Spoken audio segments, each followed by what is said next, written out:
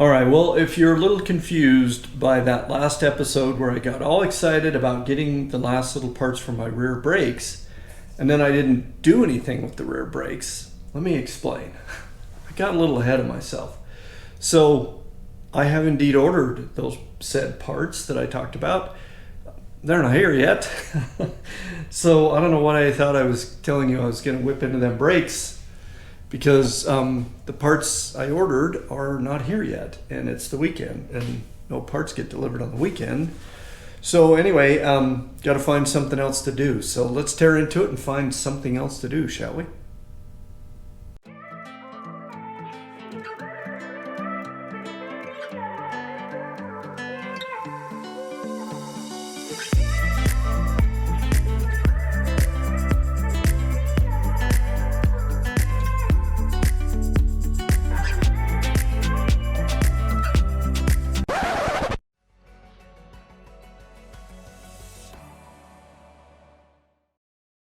All right, well, what I learned last time around is that gloss black paint takes no prisoners. So I took the grill, grabbed the grinder or the sander, and I sanded that baby down to bare metal again, so we can make sure there's no more layers of various paints on there. So it's ready to paint again. This time it should look smooth. Okay, welcome back. I got a few parts in today. So it's Monday, and I kind of did a big order from Quadratech early last week. I think I told you, as I'm kind of trying to figure out, look around, okay, what do I need to assemble some stuff? One of the things I needed was windshield hinges. So I've got those now. Those came in with all the associated bolts that go with them, the little package of the bolts here. I got my last springs that I needed for the brakes. I think I mentioned that I got all excited about doing the brakes. I didn't really get excited, but I got ahead of myself and I was like, oh, I'm going to do the brakes now, and I didn't have these yet. So now I have them. I got these little rubber bumper things that go into these holes on the grill that the hood kind of sits on top of, because my old ones were either gone or worn out to a little nub. And I also got a new set of hood hinges. So what I bought with these hinges and those hinges are stainless steel black powder coated over the top of them. So no matter what color we paint this thing, if the rock chip hits that, or some of the paint gets dinged off or whatever, with it being stainless steel underneath there, it should never rust. And if you haven't noticed by now, I'm not a fan of rust. So I'm going to set you down for a minute. I'm going to yank you off the tripod and show you what I did with the grill on my second go around here. So I'll be right back. Okay, so you recall how ragged this grill looked the way it came out my first pass. Well, here's your lesson in proper preparation before painting. That made all the difference in the world. So this thing is now smooth as a baby's butt and shiny, and from now on, when I open that hood, I'm not going to be gnashing my teeth going, oops, hold on a second, sorry about that. I'm not going to be looking at that going, man, that looks terrible. Looks good now. I got a couple more little faces that need to be painted just to kind of finish that off, and then I'm going to flip it over. And I haven't done much on the purple side, or the maroon side, the front, in essence, except just start to sand it. So same thing, you will stop me, won't you, if you catch me doing any more body work where it looks like I haven't done the proper prep work.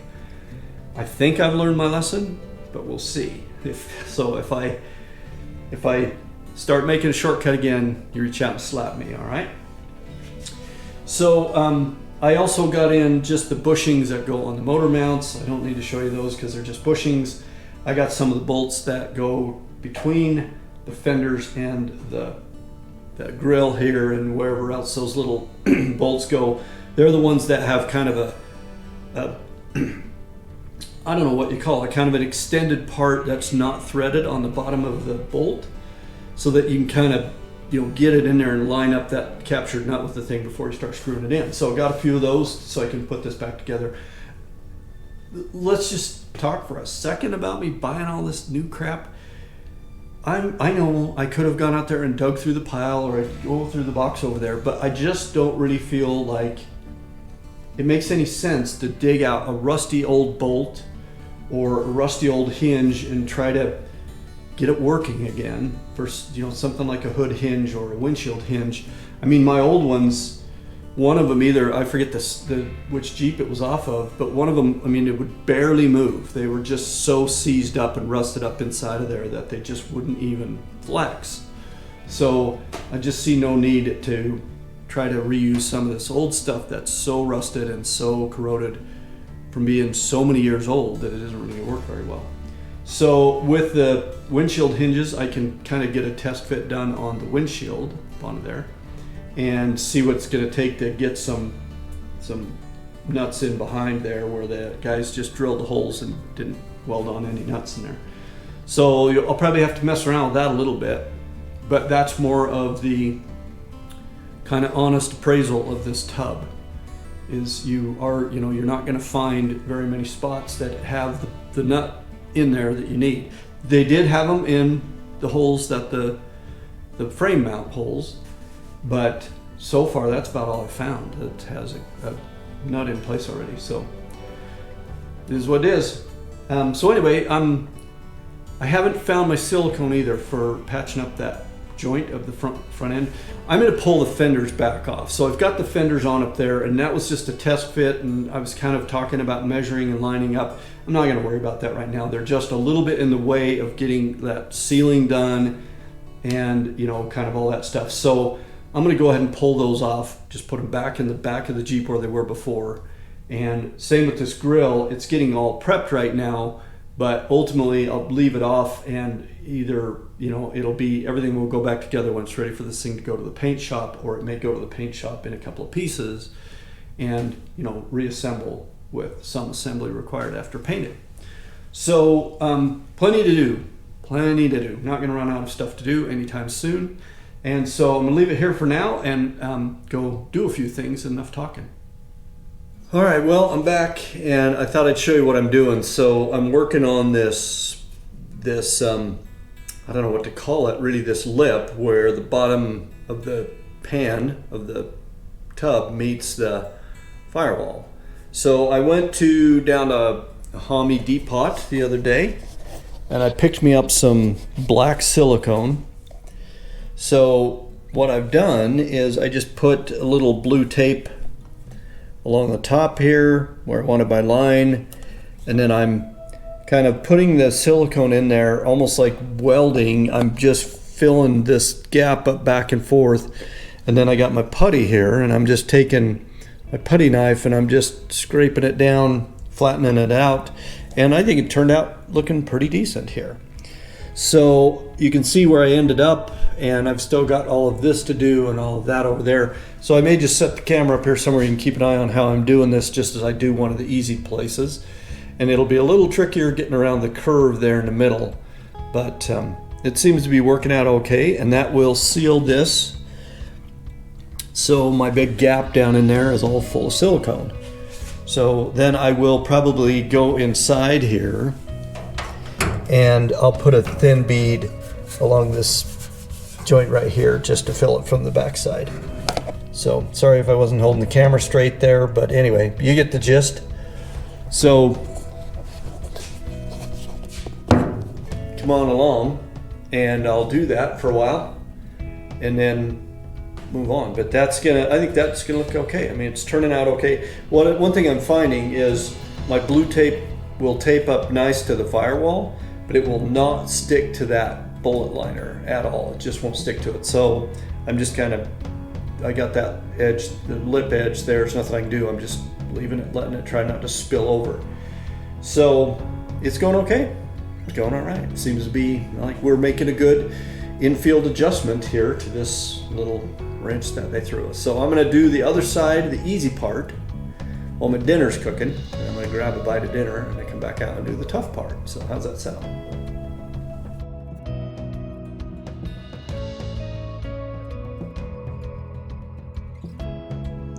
All right, well, I did set the camera up and recorded for quite a while, but something happened to one of the files, and it just didn't record properly, or it recorded. The camera thought it was okay. The computer thinks it's corrupted. So what you see is what you get here. You don't get to see me do the whole thing, but I did the whole thing, so I'll show you how it turned out. But you can see, again, I'm just trying to have a steady hand here and just kind of goop it up pretty big and smooth it out with the putty knife, and it seems to work okay. And then you give it a little while, let it cure kind of, and then you can peel off the blue tape. It doesn't come off perfectly, but you can get it done, and then I'm just going to leave it alone, let it dry, set up nice, and then clean up anything that needs to be a little cleaned up.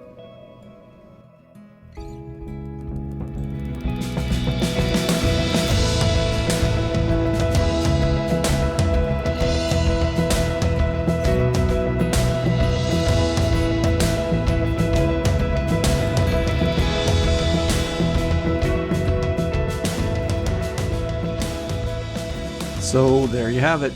That job's pretty much done. A little bit of touch up left, but other than that, for the most part, it's really done. And we just gotta let her cure for a while.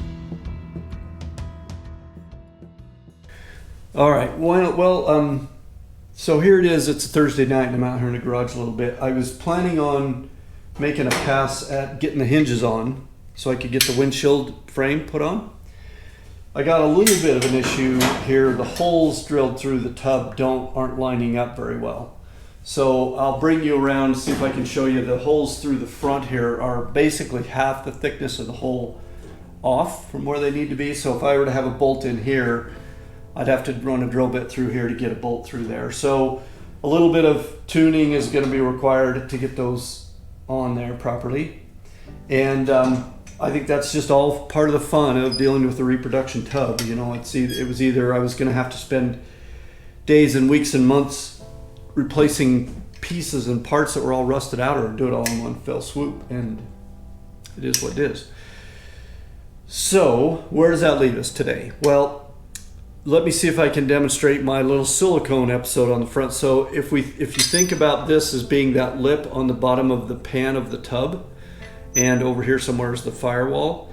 Well, I've pretty much filled that up level with silicone, that first pass, and that was probably a little too deep. I probably should have done about half of it and let that cure out and then do the next half. It has taken a little while to cure all the way down through. It still feels a little squishy in places, but it is drawing down a little as it cures. So I'm gonna have to put another pass in there, and ultimately what I want to do is have a little bit of a slope there. It doesn't have to be dramatic, but I do want it, higher at the firewall end than out at this lip end a little bit, so water will be drawn away from there, so it won't kind of pool up in there.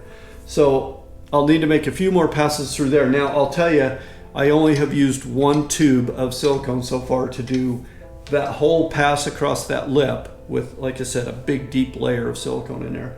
And then I have done most of the inside of the tub around the edges of the front part of the body, at least, up around where the seats are going to go and so forth. So I haven't really used a ton of silicone. I'm not really concerned it's not going to take too much, but it is going to take another layer or two on that junction between the bottom of the pan and the firewall to get it how I want it.